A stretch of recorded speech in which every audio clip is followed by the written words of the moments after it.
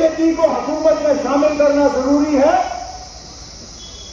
तो मेहरबानी करके मेरा इस्तीफा आप लोग कबूल कर लीजिए और यहां किसी और एमएलए को आप वजीर आला बना के बीजेपी के साथ हुकूमत बनाओ।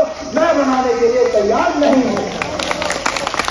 जम्मू कश्मीर के अनंतनाग से आए एक बयान ने जम्मू कश्मीर की सियासत में हलचल मचा दी है। वज़ीर आला उमर अब्दुल्ला का कहना है कि अगर रियासत का दर्जा बहाल करने के लिए बीजेपी से इत्तेहाद करना पड़ा तो वो वज़ारत आला छोड़ना पसंद करेंगे, यानी वज़ीर आला का जो ओहदा है, वज़ीर आला की जो कुर्सी है, वो उसे छोड़ना पसंद करेंगे।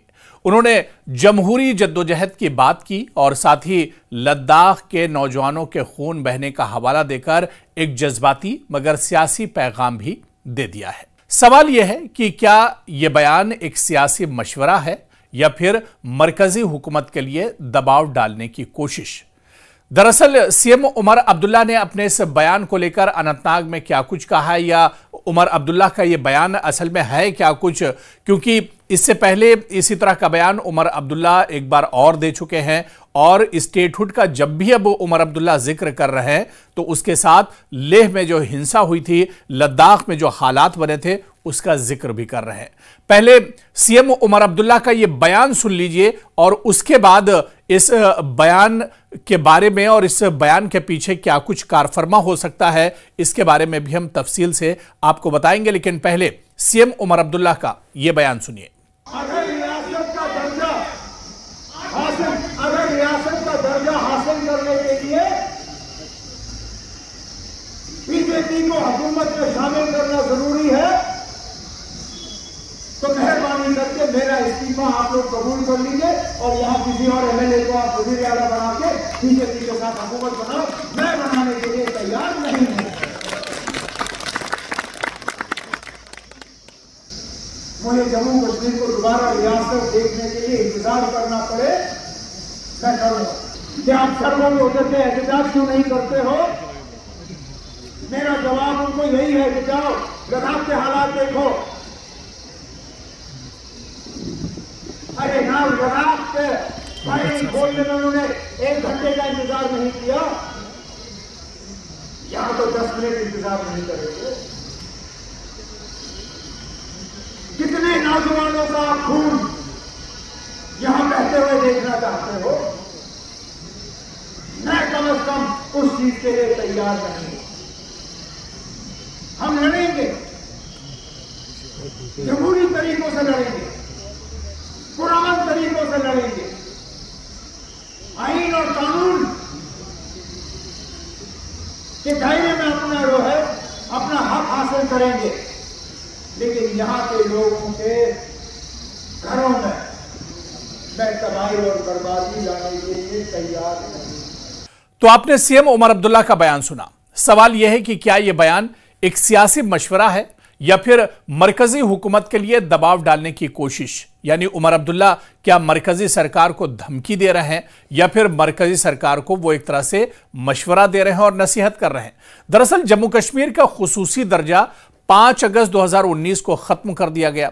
आर्टिकल 370 और 35A को हटाकर रियासत को मरकज के जेर इंतजाम इलाका यानी यूनियन टेरिटरी में तब्दील किया गया।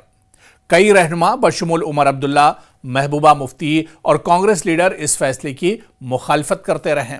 रियासती दर्जे की वापसी के मुतालबे पर बातचीत वक्फे से होती रही है। उमर अब्दुल्ला का मौक़िफ़ है कि रियासती दर्जा जम्मू कश्मीर की शनाख्त है, मौजूदा इंतजामी ढांचा जमहूरियत और खुद मुख्तारी के खिलाफ है और वो किसी भी कीमत पर बीजेपी के साथ इत्तेहाद नहीं करेंगे, हत्ता कि अगर इसकी कीमत वज़ारत आला ही क्यों ना हो। यानी यहां पर सीएम उमर अब्दुल्ला ने कहा कि अगर, क्योंकि इससे पहले भी उमर अब्दुल्ला कह चुके हैं कि अगर यहां पर बीजेपी की सरकार जम्मू कश्मीर में बनती, बीजेपी का सीएम होता, तो शायद जम्मू कश्मीर को स्टेटहुड और मुकम्मल रियासत का दर्जा मिल चुका होता।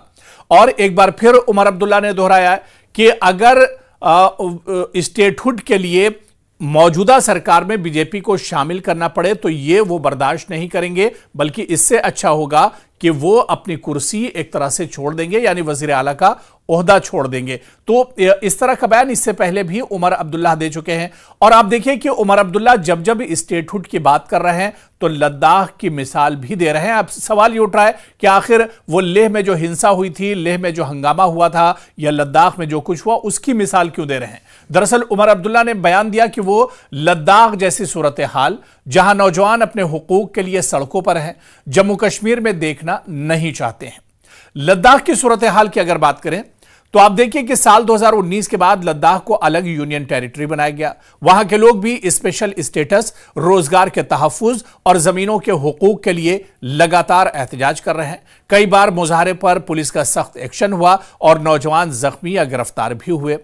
उमर अब्दुल्ला का दरअसल इशारा यही है, शायद वो ये कहना चाहते हैं कि अगर जम्मू कश्मीर को इसका दर्जा नहीं मिला तो आवामी गुस्सा एक तरह से बढ़ सकता है, जैसे लद्दाख में हो रहा है। यानी अगर मरकज ने बात ना मानी तो जमहूरियत से हटकर सड़कों पर एहतजाज की सूरत हाल पैदा हो सकती है। दरअसल उमर अब्दुल्ला बीजेपी को बताना चाहते हैं कि अगर वो वाकई कश्मीर में अमन चाहते हैं तो रियासती दर्जा बहाल करें। उनका बयान जमहूरी उसूलों पर मबनी जद्दोजहद की अपील भी है। लेकिन दूसरी तरफ आप देखिए कि अब इस बयान को लेकर दरअसल इस पर जो रिएक्शन है वो भी एक तरह से आ गए हैं। कुछ माहिरीन का मानना है कि यह बयान इंतखाबी सियासत का हिस्सा भी हो सकता है, जहां उमर अब्दुल्ला खुद को बीजेपी मुखालिफ और रियासती हामी रहनुमा के तौर पर पेश कर रहे हैं।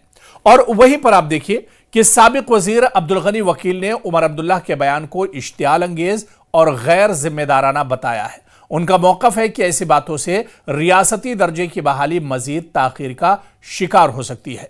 क्या कुछ अब्दुल गनी वकील ने कहा है उमर अब्दुल्ला के बयान को लेकर, उनका यह बयान भी आप सुन लीजिए। और एक तरीके से उन्होंने इश्तिहाल अंगेज बयान दिया है और इस इशू को लद्दाख के साथ मिलाकर इश्तिहाल अंगेज बयान दिया है और एक तरीके से मरकजी सरकार को थ्रेटन किया है, एजिटेशन का। मैं उमर अब्दुल्ला से ये कहना चाहता हूँ कि उमर अब्दुल्ला साहब, इश्तिहाल अंगेज बयानात से जो हमारा रेस्टोरेशन ऑफ स्टेटहुड है वो डिले हो सकता है। इस इशू पर बात करते हैं, ये रेस्टोरेशन को डिले की तरफ ले रहा है और जो बहुत बड़ी बदकिस्मती है। अगर आप सीरियस है रेस्टोरेशन ऑफ स्टेटहुड के लिए तो आपको ऑल पार्टीज मीट बुलाना चाहिए, पॉलिटिकल लीडर्स बुलाने चाहिए, उनसे डिस्कस करना चाहिए और एक डेलीगेशन प्राइम मिनिस्टर से मिलना चाहिए, होम मिनिस्टर ऑफ इंडिया से मिलना चाहिए। उनकी कमिटमेंट है तो ये बातचीत के ज़रिए ही रिजल्ट सही निकल सकता है और हमारा रेस्टोरेशन जो है, हक जो हमारा है वो मिल सकता है। लेकिन जब हम इश्तिहाल अंगेज बयानात जो आप इशू कर रहे हैं, इससे तो डिले हो सकता है। तो देखिए कि उमर अब्दुल्ला का यह बयानिया दरअसल अवामी सतह पर मकबूलियत हासिल कर सकता है, खासतौर पर उन लोगों में जो बीजेपी के सख्त मुखालिफ हैं। अगर मरकज इस बयान को संजीदा ले तो शायद कोई मुज़ाकराती दरवाज़ा खुले। अगर मरकज इसे धमकी समझे तो वो मजीद सख्त रवैया अपना सकता है। अगर रियासती दर्जा न मिला तो क्या वाकई जम्मू कश्मीर में लद्दाख जैसी तहरीकें जन्म लेंगी? क्या अपोजिशन मुत्तहिद होकर रियासती दर्जे की मुहिम चला सकती है? क्या मरकज अवामी दबाव के सामने झुकेगा? ये कई ऐसे अहम सवाल हैं जो एक तरह से लद्दाख की सूरत हाल को लेकर, जिस तरह से उमर अब्दुल्ला का बयान आया है उसको लेकर देखे जा रहे हैं। दरअसल उमर अब्दुल्ला का बयान बज़ाहिर एक सियासी मौक़िफ़ है, मगर इसमें जज्बात, तजुर्बा और दबाव तीनों शामिल हैं। वो शायद बताना चाहते हैं कि रियासती दर्जा महज आईनी मसला नहीं बल्कि इज्जत, शनाख्त और जमहूरियत का मसला है। अब सवाल यह है कि क्या मरकजी हुकूमत इस पैगाम को मशवरा समझेगी या धमकी समझकर इसे एक तरह से रद्द करेगी? लेकिन जो भी हो, एक बात तो तय है कि रियासती दर्जे की बहस अब फिर से सियासी मंजरनामे पर जोरों शोर से वापस आ चुकी है।